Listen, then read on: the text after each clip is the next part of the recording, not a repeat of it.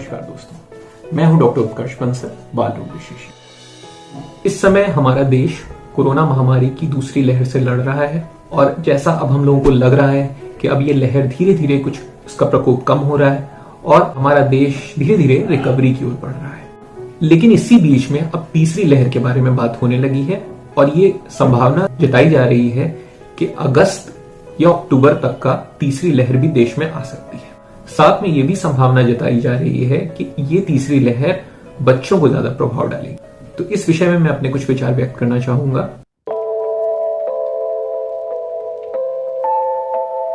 ये देखा गया है कि पहली लहर में बच्चों में इन्फेक्शन बहुत कम मात्रा में मिला, करीब 2% बच्चे इन्फेक्टेड हुए। दूसरी लहर में ये बढ़ के 6% के आसपास पहुंचा।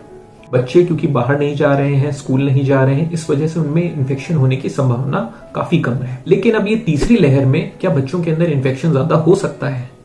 इसकी संभावना इसलिए जताई जा रही है क्योंकि बहुत सारे एडल्ट्स में अब इन्फेक्शन हो चुका है और काफी सारे ऐसे भी एडल्ट्स हैं जिनका वैक्सीनेशन हो रहा है और हो चुका होगा। लेकिन अभी तक बच्चों के अंदर कोई टीका अप्रूव नहीं हुआ है और कम से कम 3-4 महीने तक का इसकी संभावना भी नहीं है। भारत बायोटेक के कोवैक्सीन का ट्रायल 2 से 18 साल तक के बच्चों के लिए डीजीसीआई ने अप्रूव कर दिया है, लेकिन इस ट्रायल को पूरा होने में भी कम से कम 3-4 महीने लगेंगे। इसीलिए जल्दी ही बच्चों के लिए कोई वैक्सीन अभी हमारे पास उपलब्ध नहीं। तो यही बातें हैं जिसको सोच के कहा जा रहा है कि शायद अगली लहर में, क्योंकि बच्चों को इन्फेक्शन अभी तक नहीं हुआ है, तो वो पॉपुलेशन जिसके अंदर इन्फेक्शन नहीं हुआ होता है वही पॉपुलेशन सबसे ज्यादा वल्नरेबल या खतरे में होती है। इसीलिए माना जा रहा है कि शायद अगली लहर में बच्चों में ज्यादा इन्फेक्शन होगा। तो क्या आपको इससे बहुत ज्यादा डरने की जरूरत है? नहीं, हमें कोरोना से डरना नहीं है, हमें कोरोना से लड़ना है। अपनी समझदारी से और बहुत ध्यान रख के, सतर्क होके हम कोरोना को हरा सकते हैं।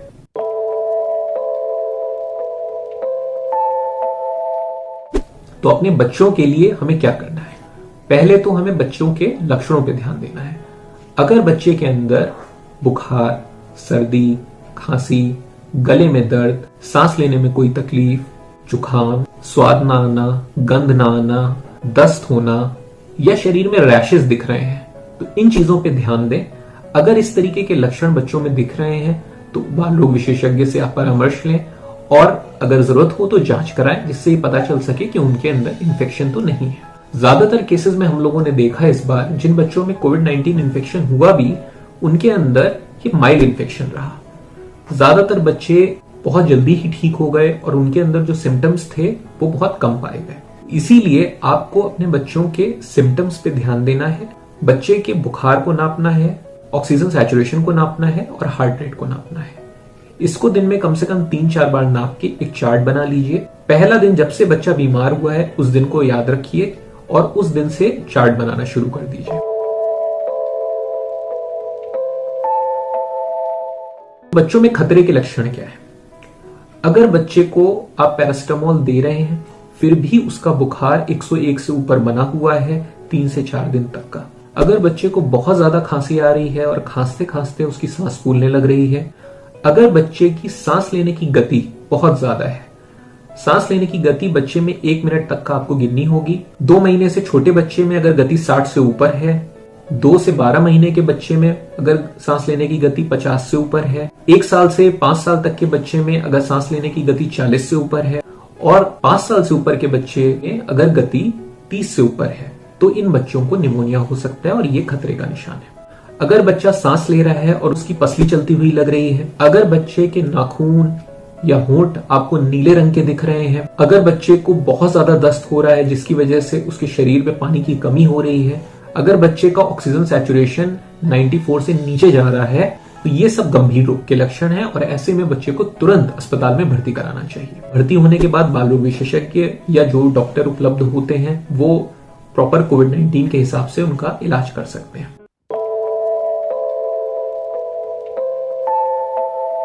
तीसरी लहर में कौन से बच्चे ऐसे हैं जिनके अंदर इन्फेक्शन होने पे रिस्क बहुत ज्यादा होगी? ये देखा गया है कि जिन बच्चों के अंदर कोई लंबे समय से बीमारी हो, उन बच्चों के अंदर इन्फेक्शन होने पर रिस्क बढ़ता है। तो ऐसे बच्चे जिनको कोई कंजेनाइटल हार्ट बीमारी हो, ऐसे बच्चे जिनमें कोई लंबे समय से चली आ रही लंग की परेशानी हो या लीवर की परेशानी हो, ऐसे बच्चों में इन्फेक्शन ज्यादा हो सकता है। वो बच्चे जो किसी कैंसर के शिकार हैं या उनके अंदर किसी वजह से इम्यूनोसप्रेसिव थेरेपी चल रही है, या बच्चे को HIV एड्स है, वो बच्चे जिनको टाइप 1 डायबिटीज है, उन बच्चों में भी खतरा ज्यादा होगा। या फिर वो बच्चे जिनके अंदर बहुत ज्यादा मोटापा है। मोटापा इन बच्चों में बहुत ही बड़ा रिस्क फैक्टर है जो कि इन्फेक्शन होने पे सीवियरिटी को बढ़ा देता है। तो अगर आपके बच्चे को इस तरह की कोई भी परेशानी है तो अच्छी तरीके से कोविड-19 के प्रोटोकॉल को फॉलो करें। बच्चे तक इन्फेक्शन पहुंचने के लिए जिम्मेदार उसके घर के बड़े लोग होंगे। घर पे बच्चों को अगर बुखार है तो उसके लिए पैरासिटामोल देना है और पानी की कमी नहीं होने देनी है, हाइड्रेशन बना के रखना है। तो बच्चों को अच्छी मात्रा में पानी पिलाते रहिए। बच्चों की इम्यूनिटी बढ़ाने के लिए उन्हें मौसमी फल दीजिए। ठंडा पानी, आइसक्रीम, कोल्ड ड्रिंक, इन चीजों से थोड़ा परहेज कराइए। बच्चों को प्रोटीन रिच खाना दीजिए, जिसमें आप पनीर दे सकते हैं, दाल दे सकते हैं, साबूदाना दे सकते हैं, बच्चे को सोया बड़ी दे सकते हैं। अगर आप नॉन वेजिटेरियन है तो एग दे सकते हैं। तो इस तरीके की चीजें देके बच्चों की इम्यूनिटी को इंप्रूव करिए।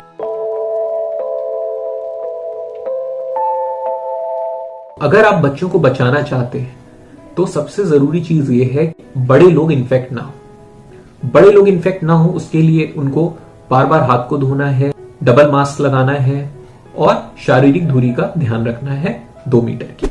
इसके अलावा अब 18 साल से ऊपर के सब लोगों के लिए भारत सरकार वैक्सीन दे रही है।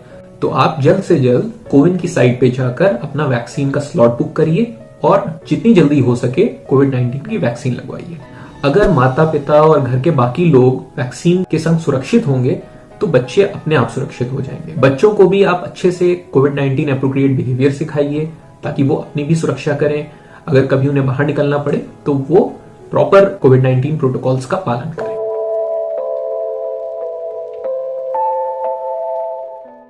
इस लहर को लेके थोड़ी चिंता सरकार के लिए इसलिए भी है क्योंकि अभी हमारे देश में बहुत ज्यादा बाल रोग विशेषज्ञ मौजूद नहीं है। बच्चों का इलाज करने के लिए ट्रेन्ड नर्सेस की भी कमी है और क्रिटिकल बच्चों के इलाज के लिए PICU बेड्स की कमी है। लेकिन सरकार इस समय युद्ध स्तर पर PICU बेड्स की तैयारी कर रही है और बाल रोग विशेषज्ञ और नर्सेस की ट्रेनिंग कर रही है। तो सरकार अपनी तरफ से पूरा प्रयास कर रही है और हमें भी एक जिम्मेदार नागरिक की तरह अपने प्रयासों में कोई कमी नहीं रखनी है और कोशिश करना है कि इस थर्ड वेव को हम आने ही ना दें। अगर हम इन चीजों का ध्यान रखेंगे तो मुझे पूरी उम्मीद है कि तीसरी लहर में बच्चों को ज्यादा इन्फेक्शन नहीं होगा और हो सकता है अगर हम सब लोग जल्द से जल्द वैक्सीनेशन कराने की कोशिश करें तो हम तीसरी लहर को आने से रोक भी सकते हैं।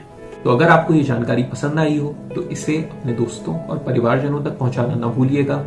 इस चैनल डॉक ऑन ड्यूटी को शेयर और सब्सक्राइब करिएगा ताकि आप नए और इंफॉर्मेटिव वीडियोस और जानकारी को प्राप्त कर सकें। धन्यवाद दोस्तों।